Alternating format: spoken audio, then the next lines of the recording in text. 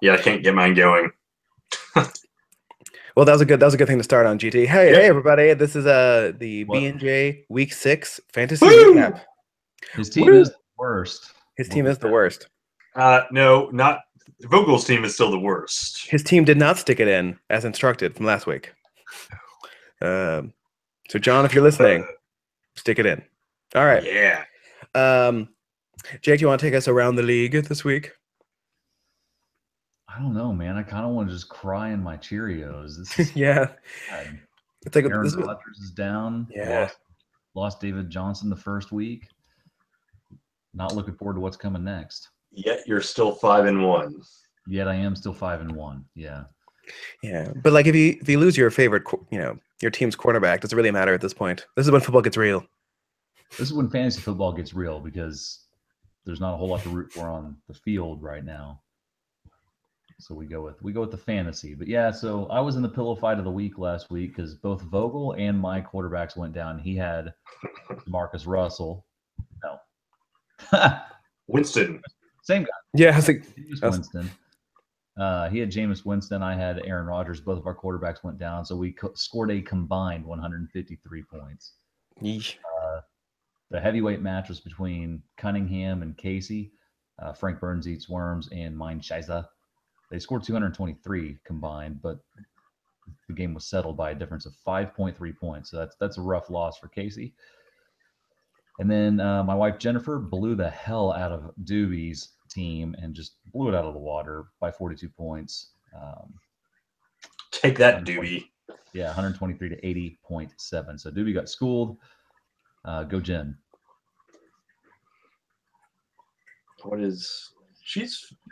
What's her record? 5-1. She's now 5-1. Doobie's now 4-2. So that was a key matchup last week too. So the other key matchup was Zayden and Greg, and Zayden bested Greg, so he's now 5-1. Greg's 4-2, and now I get Zayden going into next week, so we're both 5-1. One of us is going to end up 6-2. Given the health of my team, it'll probably be Zayden, but we'll see. Fantasy luck may smile on me. And maybe that new Packers backup quarterback will be good. He'll pull a Matt Flynn. He's Brett Hundley, or what did you say? Aaron Rodgers is down. I'm Brett. Had a pretty good post game. Brett Hundley. I won. That was nice. How's that feel? Is that different? It felt good. It felt like when your team just like scores 100 and it's not like you're not waiting till the very last game. I don't know. It felt good. I was happy. So what do you guys think the average score for the year is without looking right now? I mean, if you just had to put average, like 115, I'd say maybe. I'd say like 95. You think GT? You think teams on average are scoring 115 in this league? Yeah, because every week someone like half the team score 120, half the team score less than 100. So that would put the average where, Jesse? You know what? Listen. So let's describe what an average means. Maths. What is the average? It's 93.3. Jesse was close. Oh, yeah.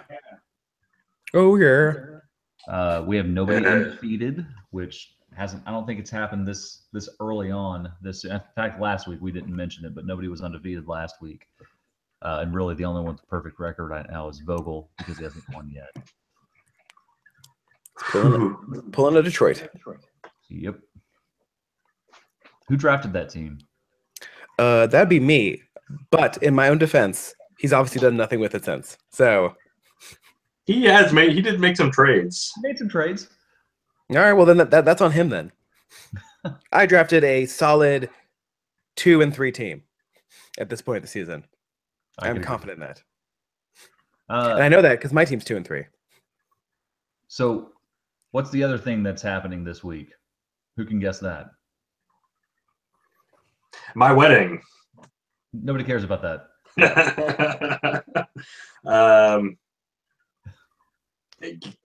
You got me. What's going on? We're halfway in. This is halfway the fantasy regular season. This is so your opponents going into next week are the same people you faced in week 1.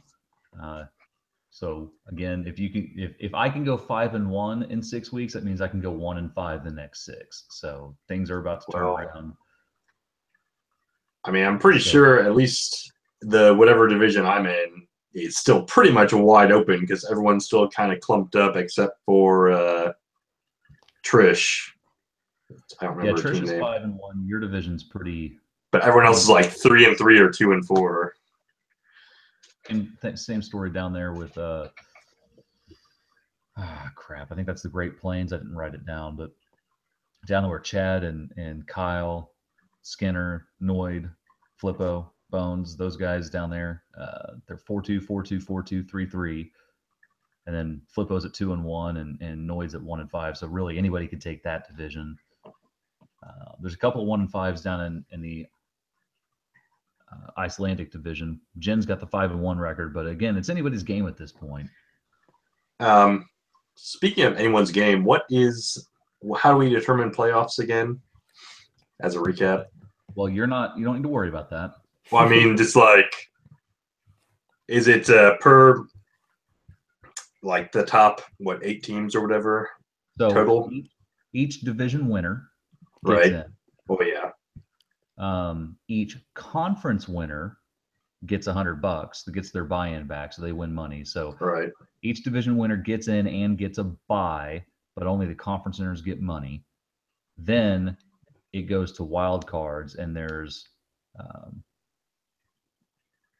believe, 12 teams get in. So 12. So we could very well have several teams. That's what I was getting at, that have losing records in the playoffs at this point. So far since we've been back to the 24 team, it's I think it's only happened one time. Typically, it's 6-6 can still get you in, Right. but odds are against you because a lot of people end up 6-6. You just have to. Well, at that point, I mean, I was just talking about all the 2-3 or 3-3 and 2-4 teams. It's just going to be ridiculous. I just don't think there's that one good team this year. Not with all the injuries. I could see that. Not with all the injuries. Yeah, last year there was a ton. I'm looking at last year's. There was a ton of 6-6 that got in, but mainly everyone that got in was 7-5 or better. And then there was 3 teams that were 6-6. One team that was 6-6 that did not get in, so they lost on a tiebreaker. I'm sorry, 2 teams. 2 teams lost 6-6 tiebreakers. So no losing records last year. Hate to say it, but I think Zay's team is really good right now. Yeah, we'll find out this week. He and I are battling for the division and maybe the conference, because if Zayden beats me, it's still anybody's race because we'll split the head-to-head. But if I beat Zayden, I'll have a 2-0 head-to-head on him, and I'll have an upper edge on the conference at that point. But my team's banged up. It's not going to happen. Well, and I don't know that David Johnson's coming back this year. The way they're talking. Well, that's why they traded for Yeah, Adrian Peterson. exactly.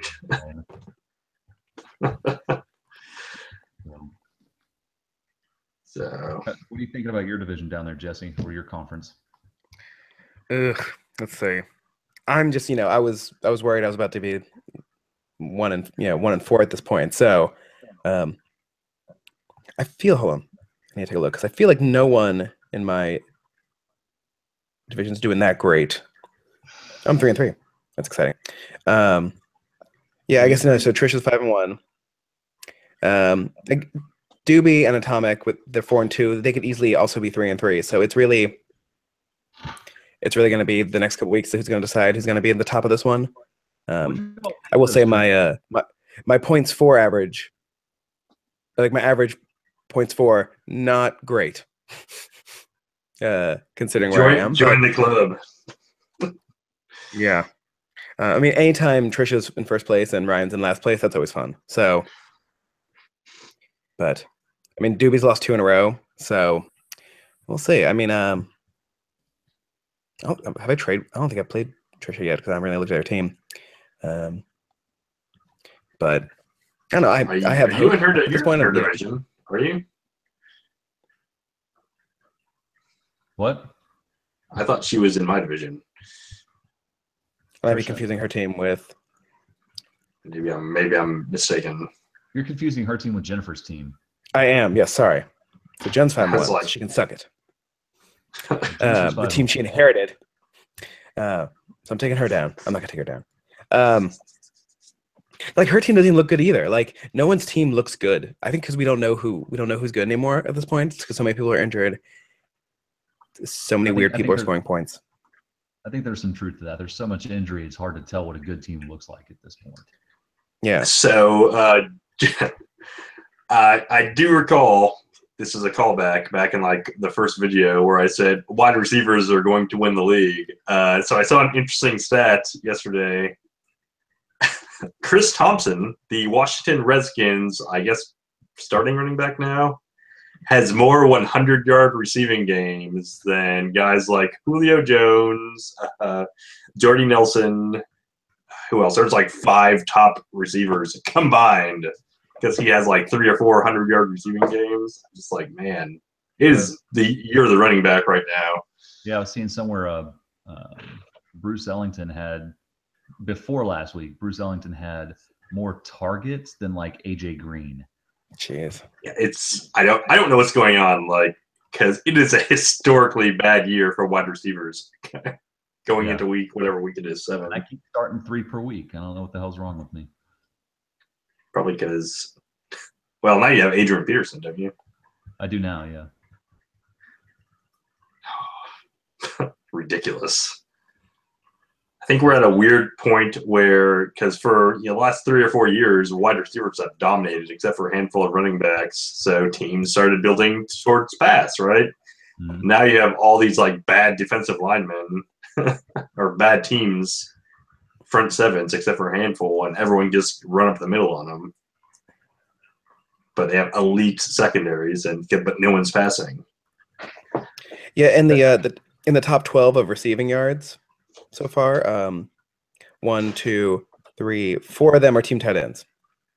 So, yep, Tampa Bay going from 12 up, Tampa Bay, New England, Kansas City, and Philadelphia. So, Kansas City. Yeah, Kansas City's doing real well. Yeah, I feel he's had several games where he did nothing. Well, that's been like everybody. Feels like. But so was this the week where all the teams in the Survivor pool lost, and so we reset it? Oh yeah. So I posted about that and I texted everybody. So hopefully they got the message that since all 4 lost, we declared several years ago that we're not going to split that pot. It's a Survivor pool, so one person has to survive. It's Highlander rules. There can be only one. So we reset the pool. Sorry, Jesse. We reset everybody and gave them the Giants because that's all right. Never picked them again, even though they won. That's I mean that's why somehow we reset it to the one fluke win. So yeah, it's reset and it's still the 4. What was it? Bones and Shorty, Greg and John Cunningham are still. No, I'm sorry, Brandon, Shorty, Greg, and Cunningham. What team took him out? Or teams, I should say. Was it? Oh, was it just a combination? It was Atlanta and Pittsburgh, I believe. I'll go look. Well, Pittsburgh won. So Kansas City, maybe? It was Pittsburgh the week before then. And God, I reset it so I can't see, but it was Atlanta for sure because they lost to Miami. And then it was Denver. Denver played the Giants. Yeah. Wow. Adoy. But we have a tie currently in the pool picks. So go me, and I think who's Texas? Noid. So I'm coming for you. Yeah, I launched up from like second to last to top 4 with a 51-point week because last week was just bad. Everyone's scores were terrible. Yeah. The top 1 was you with 51, Jake. Mm-hmm. But I'm learning this is very much a long game one. If you yeah. can stay in, I mean, it just swings violently from week to week. So yeah, you got to give kudos to Stephanie. She was doing so well, and then she had that app glitch that her week 5 picks and didn't even realize it. So she had 0, but she's not in dead last. She's 3rd from last, even with a dead week in there. Vogel and Brandon are doing so poorly. Sorry, guys. But you're still in last, even though she phoned in a week. Yeah, Brandon's 100 points out of the lead. It's going to take him a while to catch up with you, Jesse. Well, I'll keep trusting my system so far. We'll see how that goes. Outside of week 1, here's a question. Outside of week 1's Kareem Hunt 40-point week, has anybody exploded? I mean, I think Leonard Fournette is coming on strong. Yeah. I mean, I don't have him in this league, but in the other league I have him. He's scoring easy 20, 25 points a week since he had kind of a slow start, but he's scoring at least 1 touchdown a week. He has like 8 total touchdowns and 100-yard average. Yeah, Deshaun Watson's been lighting up the score. Deshaun Watson, which shocks me. I didn't think he was that good coming out of college, but Well, you thought Kareem Hunt was trash too, and we're halfway in. Hey, listen. How many yards did he run for last week? Like 20? He had 100 scrimmage yards. Thank you. Yeah. I mean, like Alex Smith had 2 really good weeks. Week 4 and week 5 when he almost scored 30 points each week. That was nice. I think he's still the number 1 quarterback. No, Alex Smith. Watson is. Oh, is he? Jeez. Oh, that's ridiculous. It's Watson, Smith, Brady, Wentz, Cam Newton, Aaron Rodgers, even though Rodgers is now dead. Eli Manning still available. Nobody wants a piece of that trash. Yeah, your top running backs are Kareem Hunt, noted, Fournette, Gurley, Gordon, Le'Veon Bell, Hyde, Jordan Howard, Devonta Freeman, Ezekiel Elliott, Chris Thompson, to your point earlier, top 10. Yep. But Chris Thompson has like 500 receiving yards. It's ridiculous. He's in the top 10, and he's had his bye week. Wow. I'd be surprised if that keeps up, but what do I know about running backs? Because mine are all off roll besides Ingram. Yeah, hopefully Ingram keeps going. That was nice. But so let's talk about week 7. So week 7, your key matchups there. We talked about me and Zay. You've got Welter versus Trisha. She's 5-1. He's 3-3. So that's the key matchup of that division. And then Bones is facing Chad. They're both 4-2. That's the key matchup of Great Plains. And then Jesse, you're facing Aaron Miller, Atomic Bombs. You guys are actually the key matchup for your division because Jennifer's playing Shorty, and she's 5-1. He's 1-5. So yeah. And I'm still happy with the trade, but I usually try not to trade with the person I'm playing that particular week. But what was your trade? What was my trade? It was Dez Bryant, Jarvis Landry, and I don't know, random running back for Giants team tight end DeAndre Hopkins and Marlon Mack. So, yep. That was an interesting one. Yeah. So talk me through that. How'd that go down? He reached out to me and wanted to know if I wanted to trade Dez or Landry. And I took a look at his team. I looked at the 2 of them.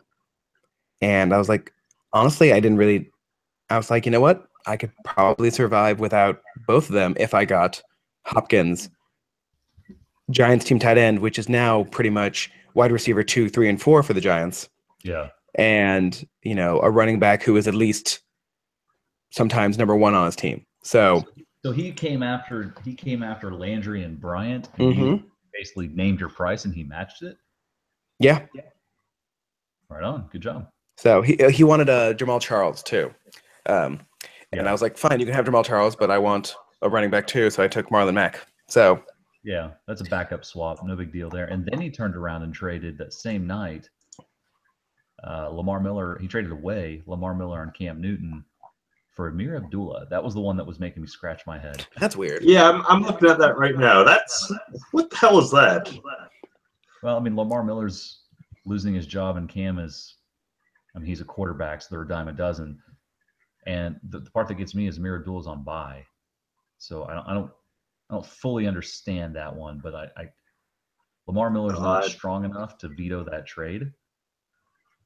I don't know. How could you say I don't know if he's losing his job. Okay, so because Devonta Foreman's getting touches, but so they're both running backs are on bye. So he basically shed his quarterback for Amir Abdullah, I guess. I don't know. Yeah, I don't know. Maybe sometimes you look at the schedule and you're like, oh, they're playing a couple teams with terrible rush defenses, so you're like, I'm gonna roll with that. On paper, he definitely lost that trade, but you look at his record; he's 4-2.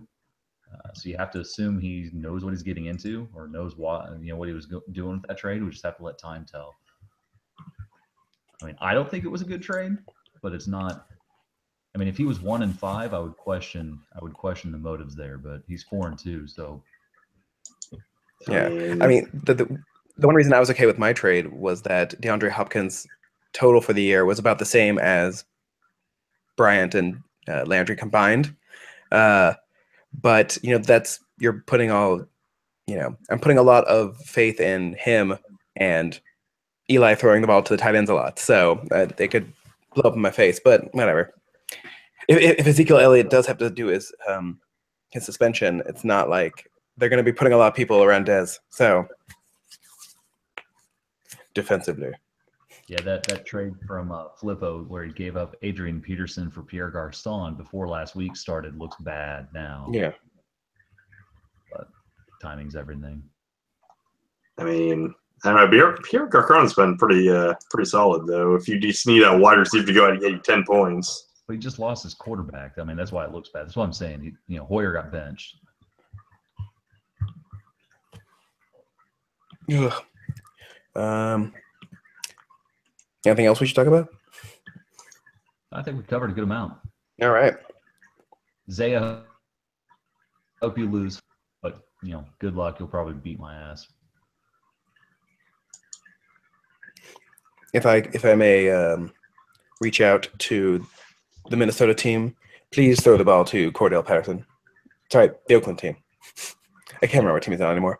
But yeah, it should get interesting now. Again, we probably say this every year, but this has been a weird year. So this has been an injury-laden year for sure. Yeah, everyone seems to be like almost every play now. I'm like, ooh.